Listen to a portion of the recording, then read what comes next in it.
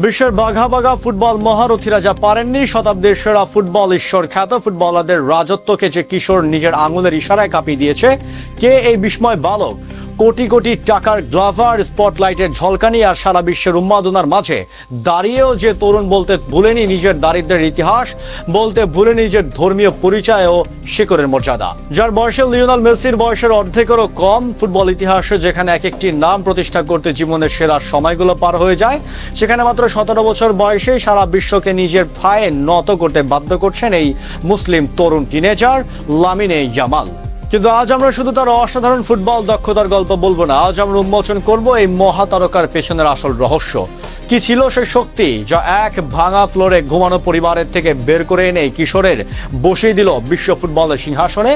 কেন আজ কোটি কোটি তরুণ তাকে কেবল একজন ফুটবলার হিসেবে নয়, বরং বিশ্রাম, বিশ্বাস, সংগ্রাম আর আত্মত্যাগের প্রতীক হিসাবে দেখতে থাকুন শেষ পর্যন্ত, কারণ আজকের এই ভিডিওটি আপনার জীবনের সফলতার সংজ্ঞাটাকেই আমূল বদলে দেবে।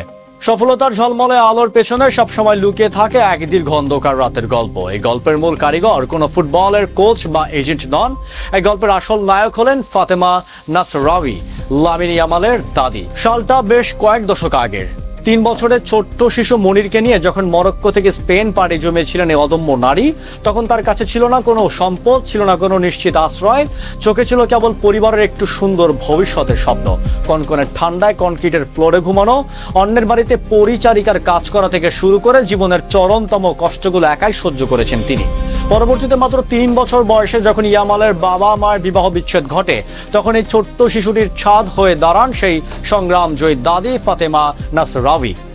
মায়ের মমতার বাবার শাসন দুটোই নিংড়ে দিয়ে তিনি আগলে রাখেন নাতিকে। তিনি শুধু ইয়ামালকে বড়ই করেননি, তার কচি মনে গেঁথে দিয়েছিলেন ধর্মীয় আদর্শ, বিনয় এবং চরম বিপদে মোনাজাতের হাত তুলে স্রষ্টা দরবারে নত হওয়ার মতো শিক্ষা।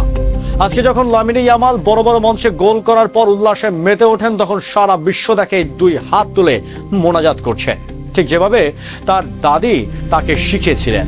যখন তিনি নিজের 2 আঙুল দিয়ে 304 সংখ্যাটি ফুটিয়ে তোলেন, তখন বিশ্ব হয়তো একটি সাধারণ উদযাপনের কোড দেখে, কিন্তু তার পেছনের সত্য হলো 304 হলো স্পেনের রোকা ফোল্ডা এলাকার পোস্ট কোড, যেখানে চরম দারিদ্র্যের সাথে যুদ্ধ করে কেটেছে তার দাদির জীবন। 100 কোটি টাকার ক্যামেরার আলো যখন তাকে ঘিরে ধরে, তখন সে লজ্জা না পেয়ে গর্ভের সাথে পাশে এনে দাঁড় করায় সেই দরিদ্র সংগ্রামী দাদিকে।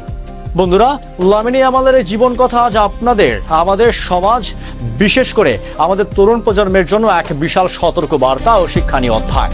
আজকের যুগে অনেক তরুণ সামান্য একটু সাফল্য পেলে নিজের পরিবারকে ভুলে যায়, জন্মভূমিকে ভুলে যায়, এমনকি নিজের বিশ্বাস, ধর্মীয় পরিচিতি আড়াল করার চেষ্টা করে। অনেকে মনে করেন আধুনিক বা সফল হতে হলে হয়তো নিজের শেকড়কে অস্বীকার করতে হয়, কিন্তু 17 বছরের এই তরুণ প্রমাণ করে দিয়েছে নিজের শেকড়কে মনে রাখা কোনো দুর্বলতা নয়, বরং এটাই একজন মানুষের প্রকৃত শক্তির জায়গা। ইসলাম আমাদের শিখিয়েছে পিতামাতার ও মুরব্বীদের সম্মান করতে, কষ্ট ও সাফল্যের সব মুহূর্তে এক আল্লাহ তাআলার কাছে কৃতজ্ঞতা প্রকাশ করতে। লামিনে ইয়ামালের বিনয় এবং স্রষ্টার উপর আস্থা আমাদের দেখায় যে বিশ্বাস যখন কোনো মানুষের অন্তরে শক্ত হয়ে যায়, তখন বিশাল সব বাধা বা অহংকার তাকে স্পর্শ করতে পারে না। জীবনের মাঠে সাফল্য পেতে হলে যেমন কঠোর পরিশ্রম প্রয়োজন, তেমনি প্রয়োজন পরম স্রষ্টার উপর অগাধ বিশ্বাস ও মা বাবা এবং মুরব্বীদের দোয়া। যে কোনো পরিস্থিতির মুখোমুখি হয়ে যারা নিজেদের নীতি নৈতিকতা, ধর্মের সৌন্দর্যকে ধারণ করতে পারে, পৃথিবীর কোনো শক্তি তাদের পতন ঘটাতে পারে না। ফাতেমা নাসরাউইর ভাঙা ফ্লোরে ঘুমানোর অশ্রু আজ সফলতার হাসিতে পরিণত হয়েছে, কারণ তিনি তার সন্তান ও নাতিকে কেবল একজন খেলোয়াড় বানাননি, বানিয়েছেন এক আদর্শ মানুষ। জীবন কোনো সহজ পথ নয়, তবে প্রতিকূলতা যত বড়ই হোক না কেন, বিশ্বাস যদি থাকে সুদৃঢ় আর পরিশ্রম যদি হয় সততার সঙ্গে, তবে জয় আপনার আসবেই। লামিনে ইয়ামালের গল্প আমাদের এটাই শেখায়, সাফল্যের চূড়ায় উঠেও নিজের অতীত, নিজের পরিবার এবং পরম স্রষ্টাকে ভুলে যাওয়া যাবে না। আসুন আমরাও আমাদের সন্তানদের কেবল সফলতার পেছনে দৌড়ানো না শিখিয়ে তাদের হৃদয় শেকড়ের টান, নীতি নৈতিকতা এবং ধর্মীয় আদর্শের বীজ বুনে দেই। তবেই গড়ে উঠবে এক সুন্দর, সচেতন ও আলোকিত সমাজ। আজকের মতো বিদায় নিচ্ছি, ঠিকই তবে যাচ্ছি না।